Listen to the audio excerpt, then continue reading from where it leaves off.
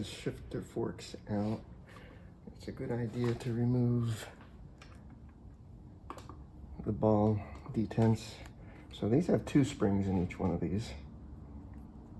So you want to be careful it doesn't shoot across the room on you. You can see the pressure released and that shifter fork dropped.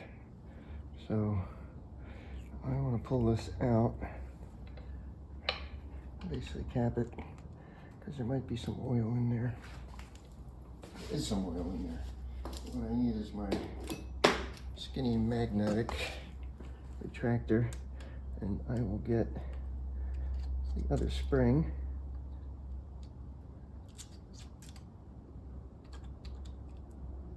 Don't lose my oil. I'll make a mess of what I'm doing here.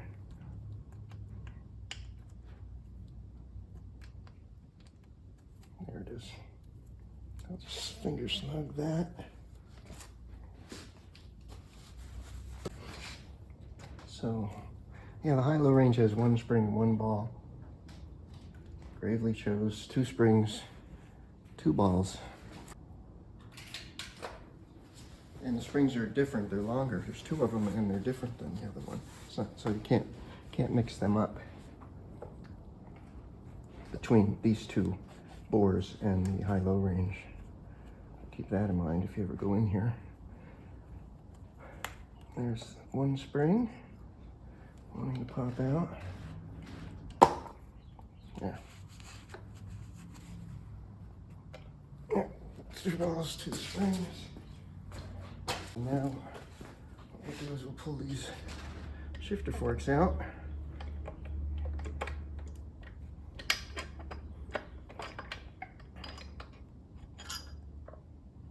There's 1.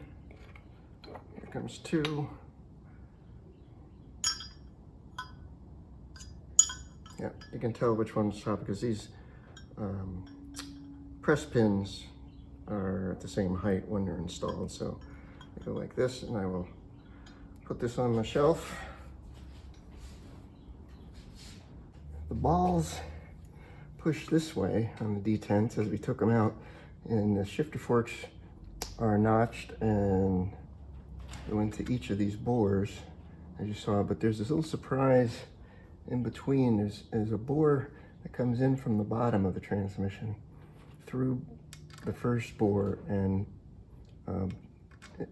there's a hole between that connects these 2 bores, and I'm going to pull that out now.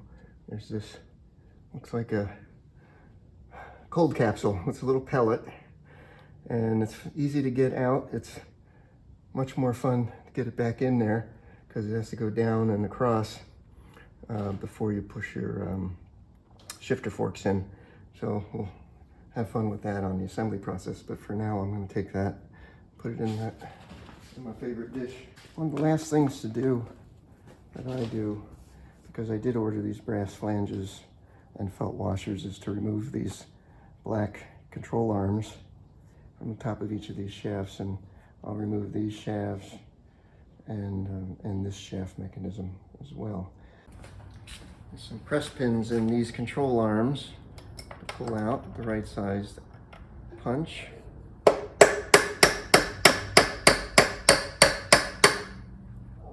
Let's see that coming out.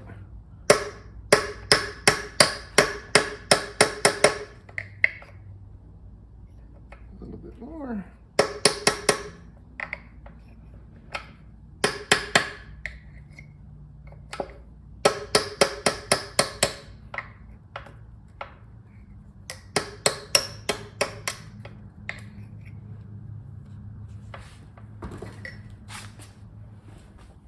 Should be able to pop that off.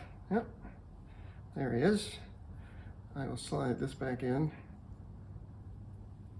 Felt washer, I've got new felt washers coming. These don't look bad at all. But let me go through this, and then this comes through with a little bit of work, and we're done. Let's try these.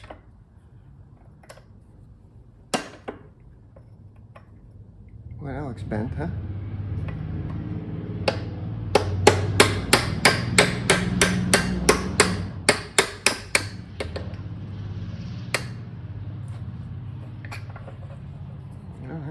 off easier. Felt washer goes between these. And again, that looks pretty darn nice. This one does not have a pin, it is a Woodruff key. And there it is. So you want to make sure you don't lose that Woodruff key. But that's it. You can pound these out from the inside, pound new ones in from the outside.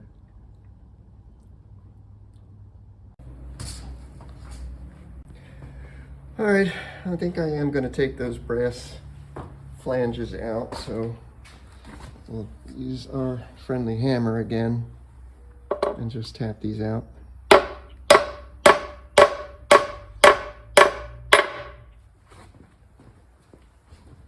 that much now, use the punch.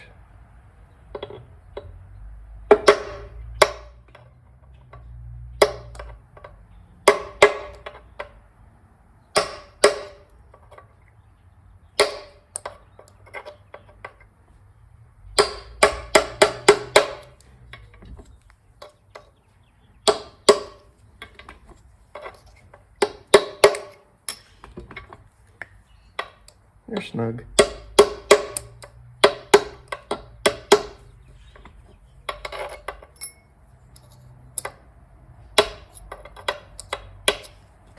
There.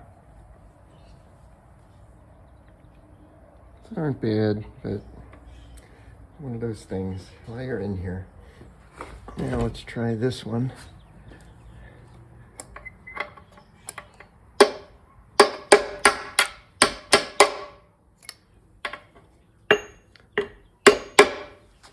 Smaller punch.